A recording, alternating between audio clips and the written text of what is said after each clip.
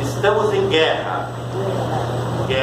Guerra contra os pobres, contra os negros, contra as mulheres, contra os indígenas, contra os transexuais, contra os craqueiros, contra a esquerda, contra a cultura, contra os doidos, contra a informação, contra o Brasil.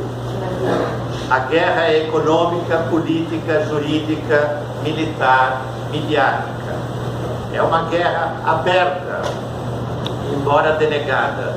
É uma guerra total, embora camuflada. É uma guerra sem trégua e sem regra, ilimitada, embora queiram nos fazer acreditar que tudo está sob a mais estrita e pacífica normalidade institucional, social, jurídica, econômica. Ou seja, ao lado da escalada generalizada da guerra total, uma operação abafa em escala nacional. Essa suposta normalização em curso, essa denegação, essa pacificação pela violência, eis o modo pelo qual um novo regime esquizofrênico parece querer instaurar sua lógica, onde guerra e paz se tornam sinônimos, assim como exceção e normalidade, golpe e governabilidade, neoliberalismo e guerra civil. Nada disso é possível sem uma corrosão da linguagem, sem uma perversão da enunciação, sem uma sistemática inversão do valor das palavras e do sentido do próprio discurso, cujo descrédito é gritante. Extraímos de um dos livros publicados por nós, chama Crise e Insurreição, os nossos amigos, a seguinte consigna: a revolução é da ordem da cólera e da alegria, não da angústia e do tédio. A cólera se dirige contra aqueles que destroem impiedosamente o que nos é caro, que devastam nossa riqueza natural, social, subjetiva, afetiva, política. Brutalidade comparável, talvez, ao assassinato dos irmãos de Witte em 1672. Irmãos esses que governavam os Países Baixos do século XVII e que fizeram Spinoza soltar o único grito urrado de que se tem notícia saído daquele homem que diziam ser tão suave e sereno. Cólera, pois, contra o cavalar revanchismo que vai destruindo dia a dia o pouco que se havia conquistado nos últimos 13 anos, numa sede insana de dilapidação, num desejo de extermínio vindo do conluio das várias máfias que se aliaram nessa política de terra arrasada. Laimer Garcia dos Santos escreveu a que ponto esse movimento visa a destruição de um país que tinha por fim conseguido erguer a cabeça na cena internacional. Ele tem 1000 vezes razão. É preciso dar nome aos bois. O nome disso é guerra civil.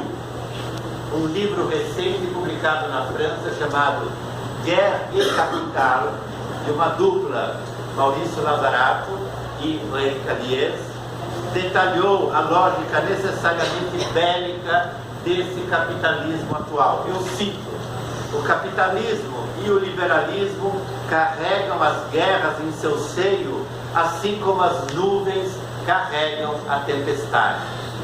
Só que já não se trata, como nos séculos anteriores, de uma guerra entre Estados-nação, embora isso também venha vindo logo mais, com Trump, com Putin, etc. Mas não se trata apenas de uma guerra entre Estados-nações, como antigamente, visando garantia de matérias-primas ou mercados, ou apropriação de territórios, mas trata-se de uma guerra contra a própria população, uma guerra de classes, de raças, de sexos, de subjetividades.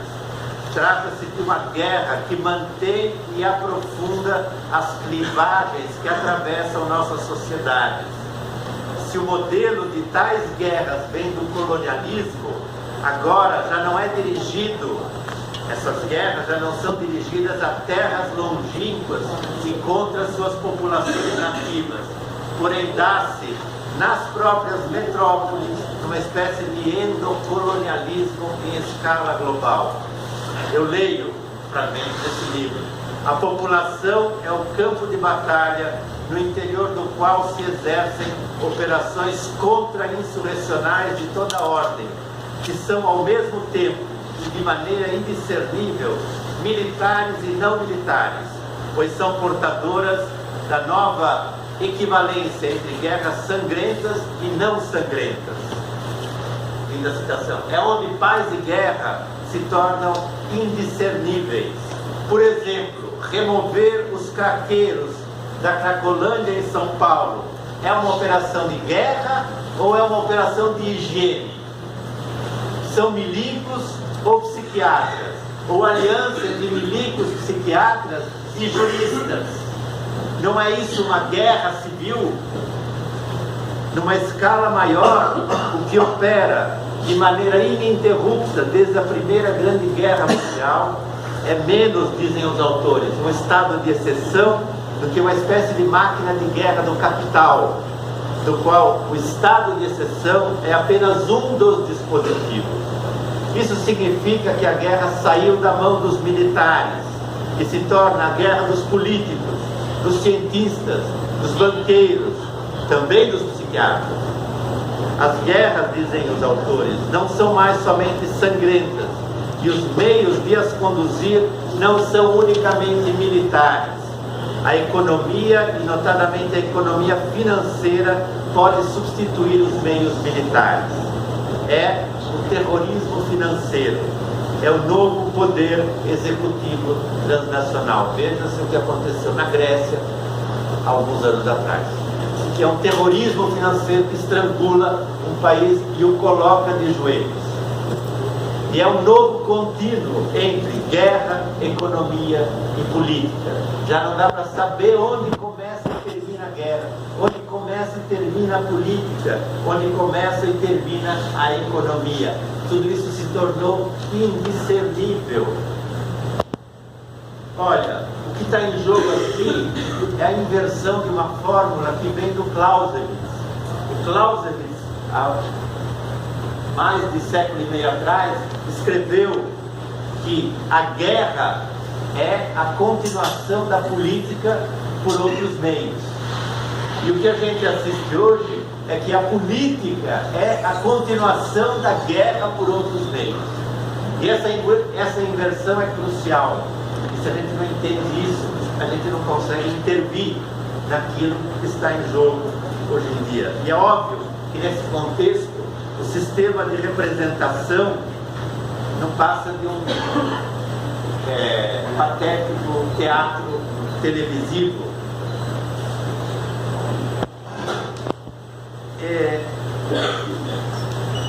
A conclusão desse pequeno preâmbulo sobre a guerra é que os autores do livro explicitam isso, que eles querem fazer ouvir por trás da economia ou por trás da dita democracia é o estrondo das guerras reais em curso em toda a sua multiplicidade.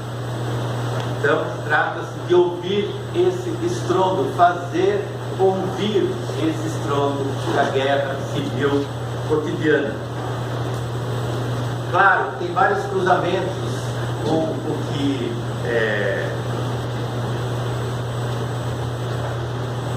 que há vários anos atrás um autor como Foucault colocou, e a gente pode dizer que essa guerra de subjetividades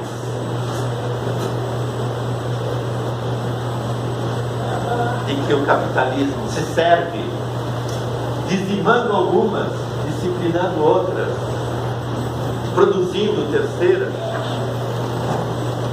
se dá através de dispositivos, de instituições, de técnicas que enquadram os indivíduos em certas identidades, funções, que os assujeitam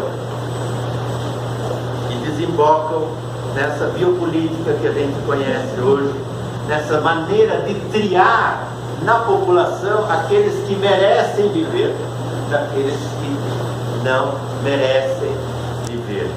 Essa triagem é, digamos, a excrescência maior de um regime biopolítico.